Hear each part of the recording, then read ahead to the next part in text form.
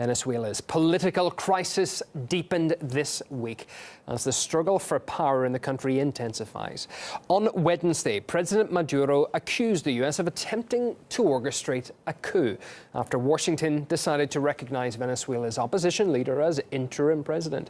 Juan Guaido swore himself in as leader earlier in the day as the country was rocked by massive anti-government protests. I swear to formally assume the duties of the national executive as President of Venezuela. The United States proudly recognized National Assembly President Juan Guaido as the interim president of Venezuela. Today in Venezuela, the president is elected by Washington, and of course they take anyone from the street who wants to be a president. We're talking to our colleagues in Europe and elsewhere to demonstrate widespread political support for the interim presidency. I am committed to international dialogue, today, tomorrow, and always. I'm committed and personally ready. If I have to go and meet this guy and climb to the top of Mount Pico Humboldt at 3 in the morning, I will. If I have to go naked, I'll go naked, on foot, by car, by motorcycle. It must be very clear to the world and to this regime that nobody will take part in this fake dialogue. Well, Guaido's announcement drew tens of thousands onto the streets of the Venezuelan capital. It also triggered demonstrations in support of Maduro. During the week, 20 people were reported killed in the turmoil and a further 500 arrested. Caracas-based journalist Norris Argot filed this report. This has been received in Caracas with both joy and rejection from both parties and both sides of supporters. We are standing right now in a citizen assembly supporting Juan Guaido and, of course, some of the National Assembly congressmen.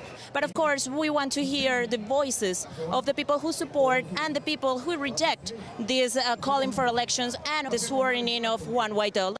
We're in a situation never before experienced in Venezuela, so people are coming out because this is us, the Venezuelans. It's not the political parties, it's not the National Assembly, it's the Venezuelans who are coming out and fighting for what we want. The opposition will not return because we support our president for all the right reasons. For our mission, for our homes, for our children. They will not come back. All the parties understand that color and bias don't matter here. The key thing is to save Venezuela, and that is what we are doing. We're starting the fight. This is a government of social justice. Our country has many natural resources, natural wealth, and there are many interests that want to get their hands on it. Given these obstacles, the governments of Chavez and now Maduro have made significant progress. Another update to bring to you. Within the last number of hours or so, Nicolas Maduro has asked the European Union to drop its demand for a fresh election in Venezuela. Now, that's as the bloc earlier said it would officially recognise Guaido as the country's leader if another vote is not called. The US also urged the United Nations to recognise the self-proclaimed interim president. But the UN Security Council, well, as you're about to see, it failed to reach a consensus. We're here to urge all nations to support the democratic aspirations of the Venezuelan people. If one of you can tell me in which article and in which provision of the United Nations Charter you can find the legal basis for the self-proclamation. This meeting, which we've been forced to attend, is yet another element of US regime change strategy. Either you stand with the forces of freedom, or you're in league with Maduro and his mayhem. The United States is not behind the coup d'etat.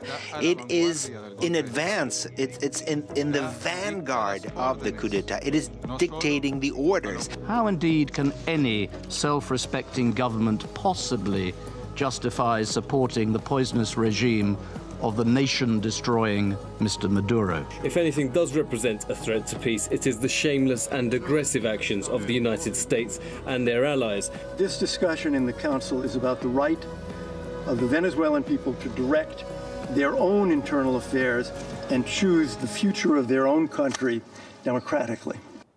Just speaking there, that was Donald Trump's controversial chief of U.S. policy on Venezuela. Elliot Abrams served in foreign policy departments under Presidents Reagan and Bush as well.